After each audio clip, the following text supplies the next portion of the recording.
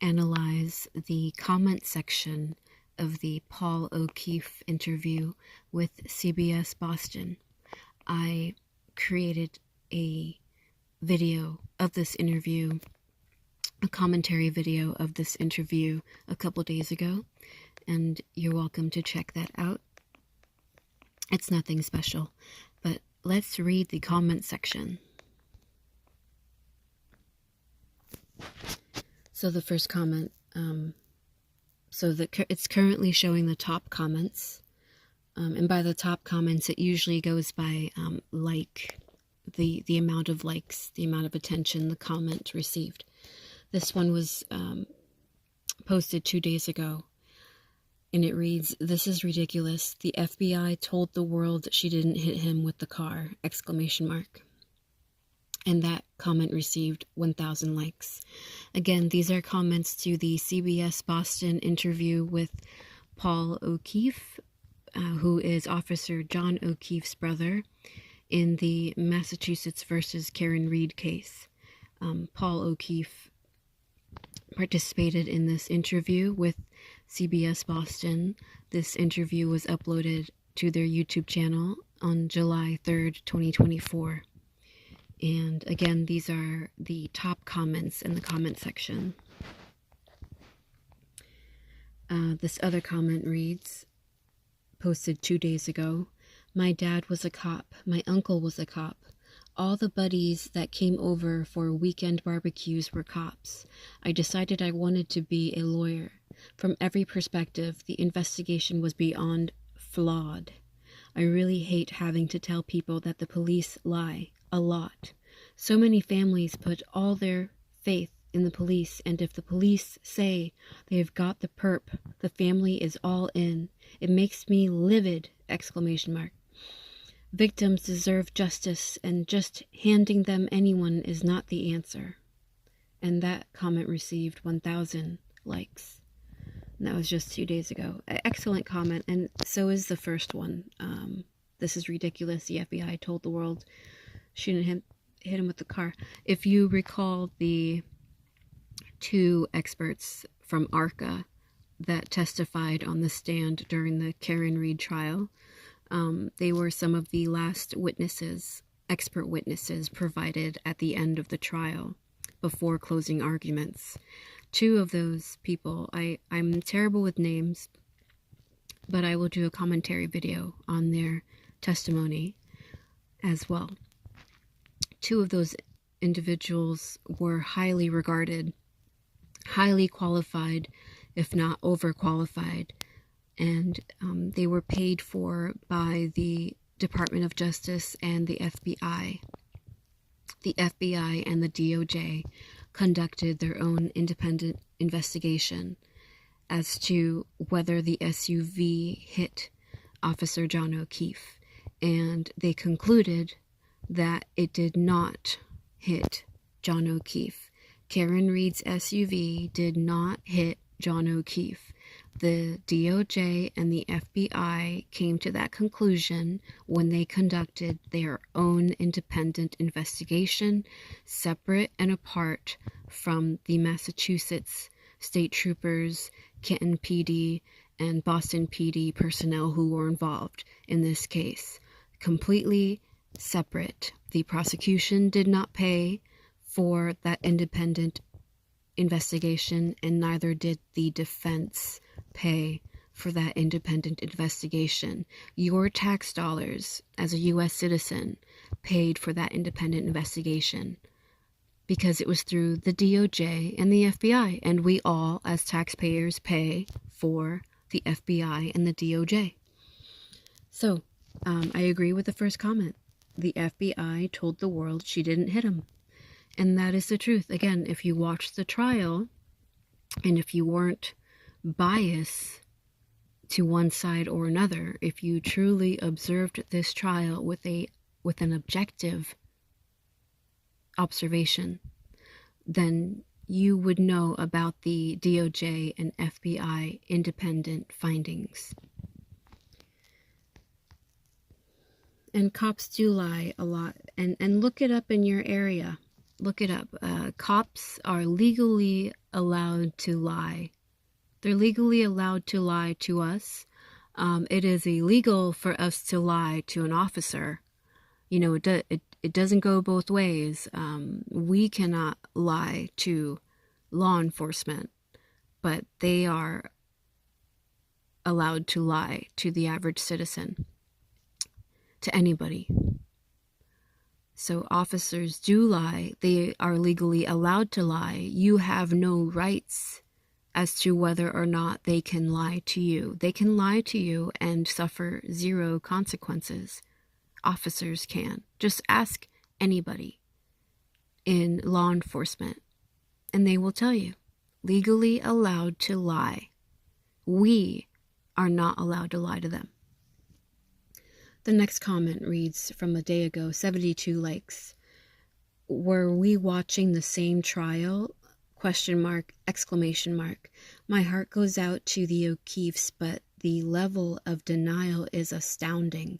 The evidence is clear and overwhelming. John was not hit by the vehicle. And again, that comment was posted 2 days ago. And I agree. At times I have felt, while reading comments and reading different news reports about this case, in particular from Court TV, how often Court TV had Kevin from Yellow Cottage Tales. And if you listen to Kevin during any of those Court TV commentaries on the Massachusetts versus Karen Reed case, Kevin from Yellow Cottage Tales was extremely biased. He was extremely biased.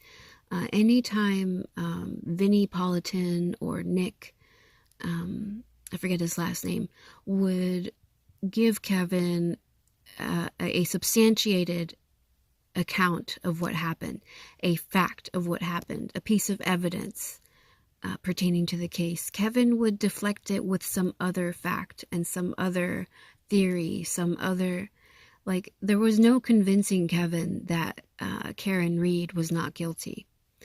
And Kevin is much like many other people with regard to this case. It was as if, like, we weren't watching the same case. There are people who are divided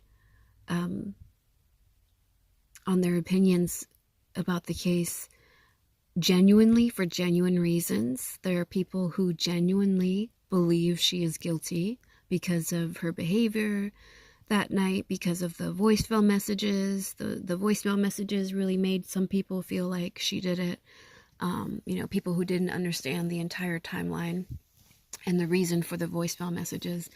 There are just people who took things out of context, and because they did that, because they took things out of context, they genuinely believe that Karen Reed is guilty. And then, to me, the people who feel like she's not guilty are those who looked at the entire picture, those who looked at every single piece of evidence the prosecution alleged and every single piece of evidence the defense brought forward. And it just seemed like, again, the defense had more experts, more qualified experts, more compelling evidence. And again, the math, the science, the accident reconstruction, the engineering, reverse engineering of what happened, all of that data was far more compelling from the defense side than it was on the prosecution side. To a lot of people, the prosecution side was a bit insulting. It's like someone telling you something and then they're insulting your intelligence. They think like that you're going to believe it. And that's how a lot of people felt watching the prosecution side. Again, Trooper Paul, just listen to him. Just listen to him. And any elementary student could have provided the same answers that Trooper Paul provided. Absolutely any stranger off the street could have provided the same answers that Trooper Paul provided during the trial. Really disturbing when you think about it, that these men are in charge of accidents and investigations at all, and that very likely other people have been locked up in Massachusetts because of these incompetent fools that Massachusetts taxpayers pay for to conduct investigations. It was just so blatantly obvious that Trooper Paul was not qualified for his position that he was given, and that it's like if it were left up to the prosecution, it would have been a kangaroo court. To many people, it was a kangaroo court. And if you don't know what a kangaroo court is, look it up. Kangaroo court. Just a joke. It was a circus on the prosecution's end. So to me, there are people who genuinely believe she is guilty, and more often than not, those people believe she is guilty because they took something out of context. And then there's a small group of people who believe Karen Read is guilty, or they say Karen Read is guilty, but they just want to hate her. They want her to be guilty. They don't actually care about the truth. They just want her to go down for this because they don't want to see the McCabe's or the Alberts or Higgins go down for this. And those people were actively in the chats during the live deliberations, during the live trials and testimonies. If you were in any of those live chats, whether it was on YouTube or other platforms, there were people in those chats who were just so blatantly hateful toward Karen Read. The hatred was so abusive at times, like they didn't even know her, but they had so much hatred for her. And a lot of abusive personalities were interested in this case because they wanted to hate someone. And it might be hard for some people to believe, but there are people who like to see other people go down, whether they deserve it or not. There are sick people out there who get pulled into cases like this, and they ride on the hate waves. They ride on the bandwagon of hatred.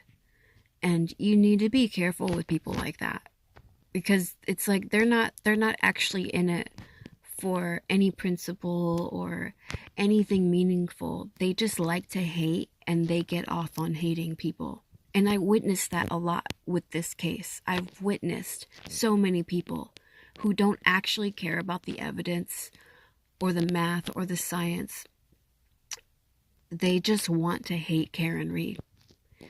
And then there, to me, those two groups are those two groups of people who think she is guilty, the ones who genuinely think so, and the ones who think so because they just want to hate her.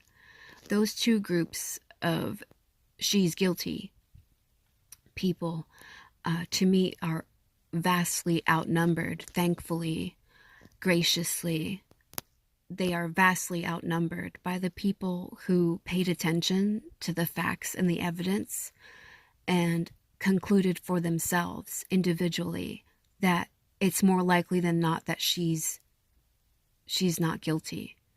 That what's more likely is that it was a cover-up, especially considering the immense amounts of conflict of interest in this case.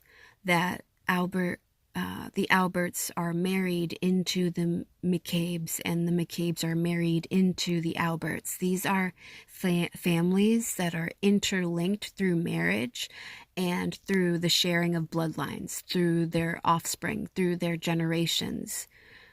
And both families have members of law enforcement in them. Karen Read was absolutely an outsider in this case. and she was absolutely scapegoated as a result. And again, the people paying attention, the people that know she is not guilty, they know that. We all know that, myself included. I am with the she is not guilty group. It is so clear to me, so obvious to me, that the prosecution attempted to gaslight me, that Jen McCabe absolutely gaslit me, Brian Albert absolutely gaslit me. He put on a show on the stand, behaved as someone he wasn't, very periodically glancing over at the prosecution, as if Lally was his lawyer while he was being cross-examined. Like, just very suspicious behavior, and especially during the closing arguments, Brian Albert. I do not trust that man at all. There is something wrong with that man. There is something wrong with Jen McCabe as well. It's far more likely that we were all gaslit by all of them because they're trying to protect each other. They're trying to protect each other. It's like, duh, it's so logical to me. It's not that difficult. It's not rocket science, actually. Even though it actually took some accident reconstruction to solve this for the FBI and the DOJ. What actually happened is not rocket science when you really think about it. It was Brian Albert's house, and he never was investigated. If it were any other homeowner, if anybody else owned a house and someone died on their front lawn, you best believe that the homeowner would be investigated. You best believe that everyone else in that house would be investigated. But clearly, Brian Albert, the Alberts in general, and the McCabes in general, were protected as members of law enforcement, as people who had been there for generations, as people who established themselves as dominant family figures, family members in that community. And if you've watched any of the town meetings from Canton, Massachusetts, I'll make commentary videos on those as well. If you watched any of them, the town members, the people who live in Canton, they don't feel safe there because of the Alberts and the McCabes. Just go watch them. Okay, back to the comments.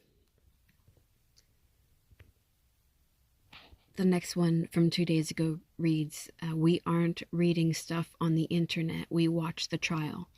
And that is in response to the point in the interview when Paul O'Keefe is talking about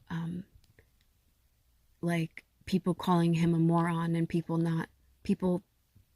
saying he doesn't know what he's talking about. And then his response to them is, well, John O'Keefe is my brother. You know, I think I know more than people who are reading things off the internet. And it's like, dude, do you know that the trial was aired, was broadcasted? Do you know that there were 20,000 people sometimes watching simultaneously, depending on which channel you were tuned into? Do you know that tens of thousands of people watched this trial live? It was a high-profile case. People from all over the world watched this case. It wasn't just internet, social media stuff spreading around. People actually watched this case. They watched what the prosecution had to bring forward, which to a lot of people was a joke. To a lot of people, a lot of lawyers in particular, if you follow any lawyers, a lot of lawyers in particular observing this case felt like the state of Massachusetts should have never brought this case forward. That's how poor, how pitiful the prosecution's overall theory appeared to the masses, to the vast majority of people. Next comment. Paul doesn't want justice. He just wants to see Karen go to prison. John wasn't hit by a car. Exactly.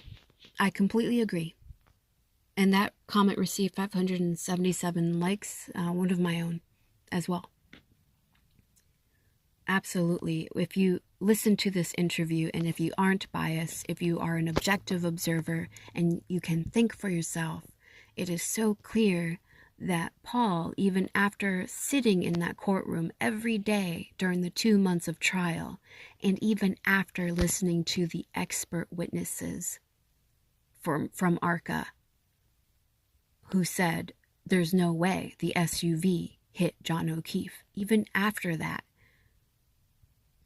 Paul O'Keefe is still, she's going to go down, and I'll go through this 10 more times if I have to. Paul O'Keefe doesn't seem to care about the facts or the evidence at all. He really seems like he hates her, and he's going to follow that hatred for her all the way through. He's going to see it to the end. And that's why it's really dangerous to hate people at all. I try very hard not to hate people. You know, it's okay to dislike people, but hatred is a very strong emotion that, in my opinion, very few people can wield, can handle. To me, when people tap into hatred, they become reckless, they become dangerous, and they often become dumb. The hatred dumbs them down, and they do stupid, dumb things. And in my opinion, Paul O'Keefe has a very dumb perspective as to what happened that night, and it's his hatred for Karen Reed that has dumbed down his perspective. Paul O'Keefe does not have a single critical thought about this entire case. He is running on his emotions. He is not running on evidence or facts or science. Nothing logical. It is purely emotion for this man, for Paul O'Keefe.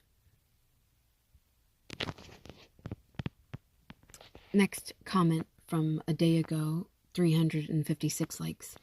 Independent FBI PhD experts were clear John's injuries were not consistent with being hit by a car. Again, that did happen during the trial. It did happen. And it's not, Paul O'Keefe, it's not like one scientist versus another. Remember, the prosecution's accident reconstructionist was Trooper Paul, a highly disqualified, underqualified individual for the task. And it wasn't just that he only had an associate's degree. If you just listen to the man, he could not answer anything critically. He could not answer anything succinctly. Trooper Paul. Okay, next comment before I ramble. I think that the majority of us who have been watching this trial are focused on John O'Keefe. We have a lot of questions. Exactly. That one received 16 likes, and that was from a day ago. And you know, I agree. We have a lot of questions still. And the trial, which was the state of Massachusetts' responsibility to bring forward and to convince the public, to convince the jury that Karen Reed did this, and the state of Massachusetts failed to do so. We are still left with many questions.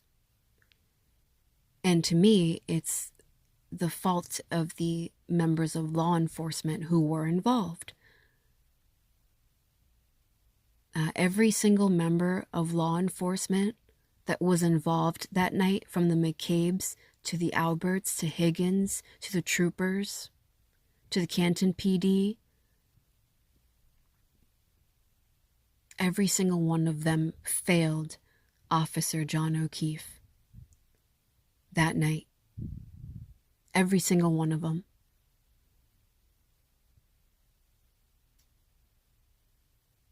That is not how you show that you love someone.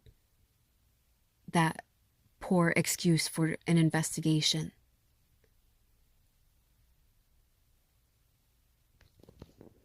Next question. 68 witnesses with zero evidence. This is actually sad to watch. And that one received 549 likes just 2 days ago. 68 witnesses with zero evidence, and that is 68 witnesses from the prosecution side. And it was zero evidence. And if you'll notice, the reason so many people say zero evidence is because whatever Trooper Michael Proctor brought forward, people don't trust it. The broken taillights, them not finding the taillights initially, but then finding them later. This sort of exact thing happened during Making a Murderer. You know, like if you ever watched that on Netflix, the same thing happened during Making a Murderer, where during one investigation, they didn't find anything, but then later on, they found stuff. There are many similarities. So if you haven't watched Making a Murderer, please go watch it on Netflix. These things happen all the time. People getting framed for things. Members of law enforcement planting evidence. They happen all the time. It shouldn't happen. It doesn't happen every time, but it happens often enough to say all the time. Next comment. Can't wait for the FBI to clean this up. That one received almost 2,000 likes. Next comment. So basically, he's telling us all to ignore the mountain of evidence against these crooked people. The house being sold, the dog being rehomed, the phones being destroyed, the scene being staged, the video being flipped, the unprofessional investigation and interviews of certain players, all the special treatment given to the police officers, family, who never even came outside to see their dead friend on their own lawn. Now that is strange behavior. And that one received 278 likes. I agree 1000%. Next comment reads, the public is upset with you, Paul, because you selectively filter what fits your narrative and ignore the evidence put before you. Calling it a, quote, crazy conspiracy theory, end quote, doesn't make it any less true. I'm sorry your brother died, but you blaming Karen despite the evidence is ignorant and wrong. And that one was a day ago, received 119 likes. The next comment. The people he's supporting never came out of the house to help his brother, exclamation mark. They destroyed their phones, exclamation mark. Your brother didn't have a bruise on him below his pummeled head. Clearly someone beat the crap out of him. Wake up, man, exclamation mark. Your grief has blinded you and destroyed your ability to think rationally. The only one that's been duped is you. On a side note, this interview is awful. How about asking about the actual expert's evidence, question mark. Real journalism doesn't coddle people. It asks the tough questions, exclamation mark. That is an excellent comment. It received 738 likes. And I agree. The interviewer, you could tell, was tiptoeing around things, being very gentle, understandably, but also like giving Paul O'Keefe questions that he has no problem answering. What about the questions that would make him think? Like, what is your opinion about the Department of Justice and the Federal Bureau of Investigation conducting their own independent investigation and coming to the conclusion, independent from the prosecution, that Karen Reed's SUV did not hit Officer John O'Keefe? What is your opinion about that, Paul O'Keefe? Did the interviewer ask him that question? She did not. She didn't ask him any questions any pertinent questions that created the reasonable doubt.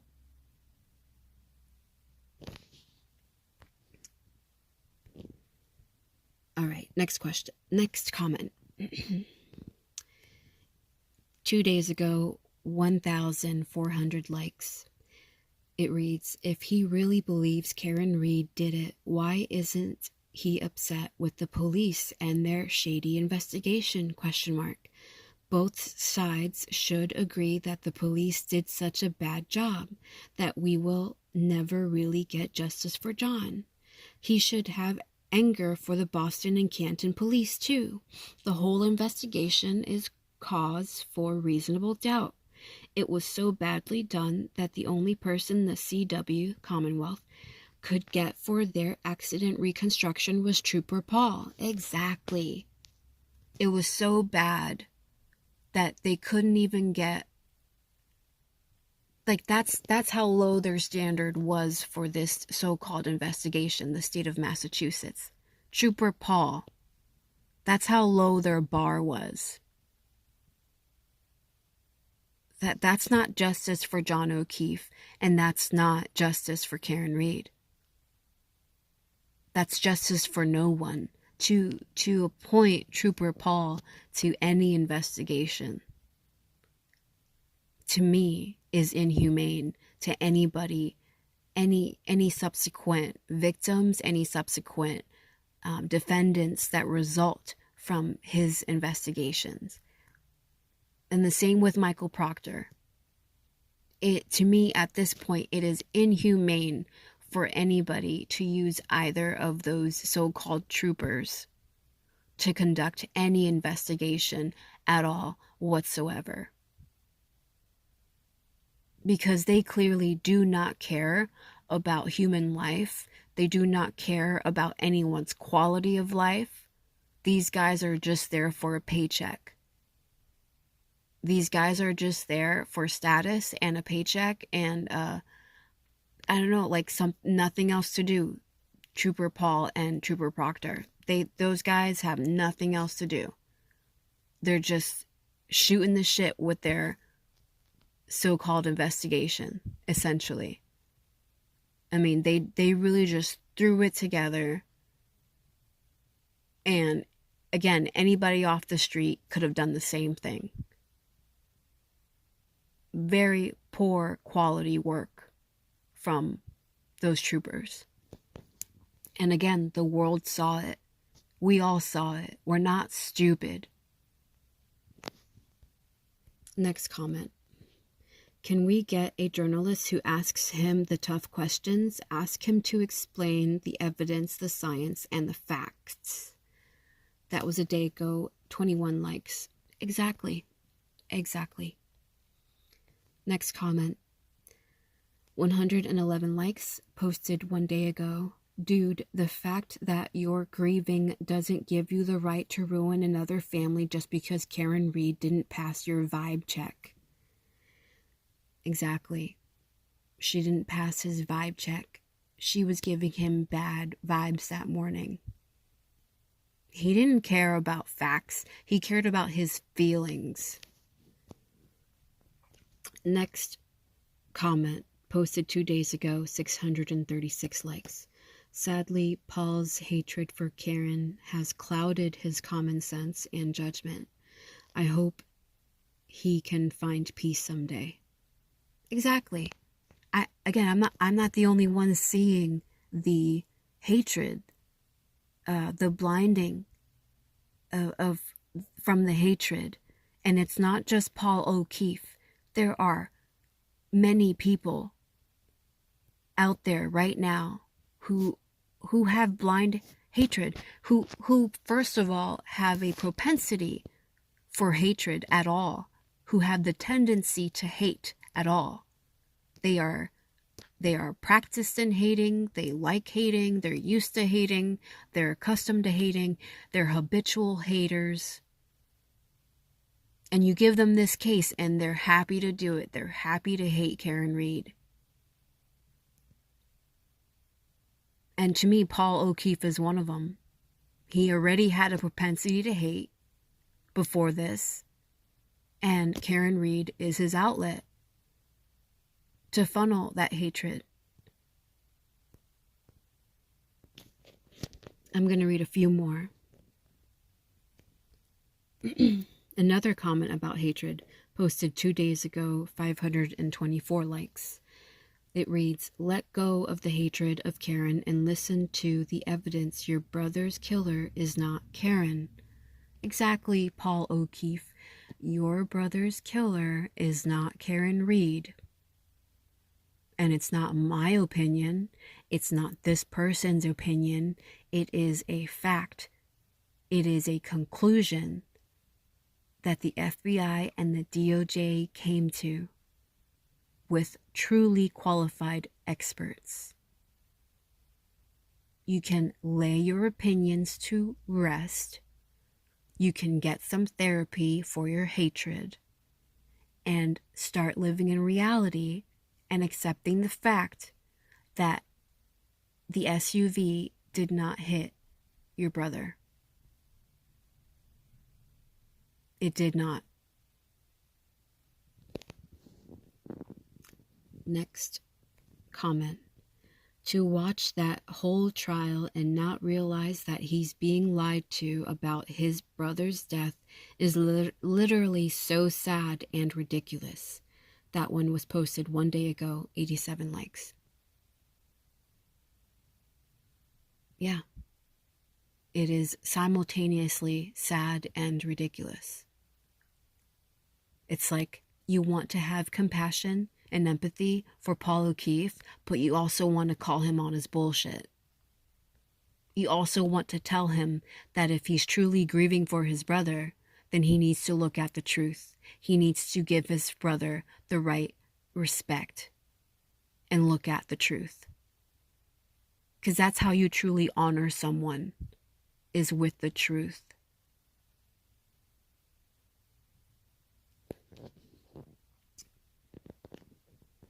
Next comment. CBS Boston should be ashamed that their reporter did not remain unbiased in this interview. So much for journalist integrity. And I agree that the female that interviewed him sometimes agreed with what he was saying. And I don't know, maybe she has to agree with him. Maybe she wants him to feel like she's on his side, and, you know, she doesn't want him to just up and leave the interview if she points to a contradiction. Maybe she's just doing her job. But how disingenuous. A journalist is supposed to remain objective. A journalist is not supposed to kiss ass. You're supposed to ask the tough questions as a journalist. You're supposed to ask questions for the truth. Or what else are you doing? You're not a journalist. You are a narrative pusher. If all you're doing is repeating narratives and not thinking for yourself, then you are not a journalist. You are a narrative pusher. Next question, 746 likes, posted 2 days ago. I have secondhand embarrassment for him. He is excusing the behavior of the police, ignoring science and facts, and is obviously very comfortable with mediocrity.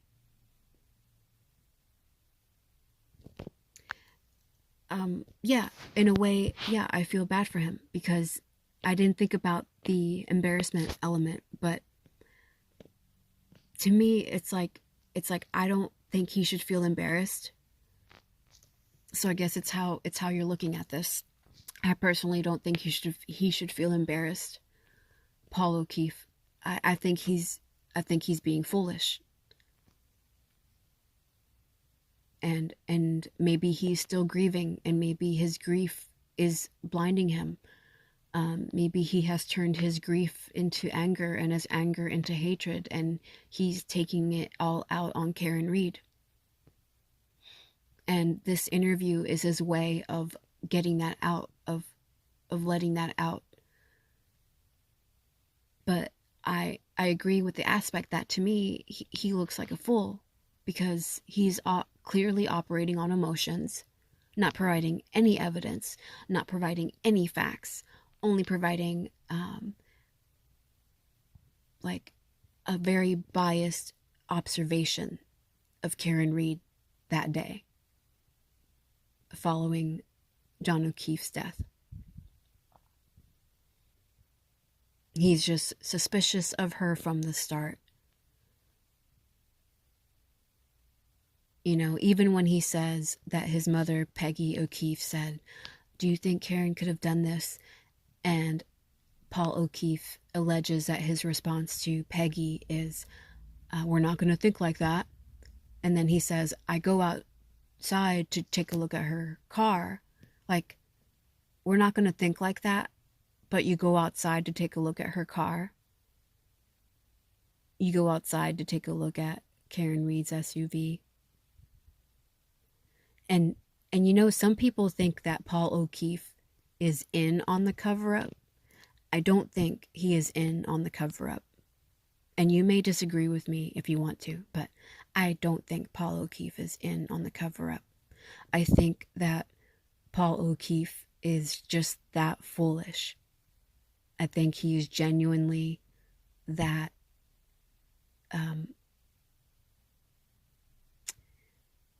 not observant, not aware. Maybe he's not that bright. I'd like to know how well he did in school. I'd like to know what kind of profession Paul O'Keefe is in, because to me, he's not that bright.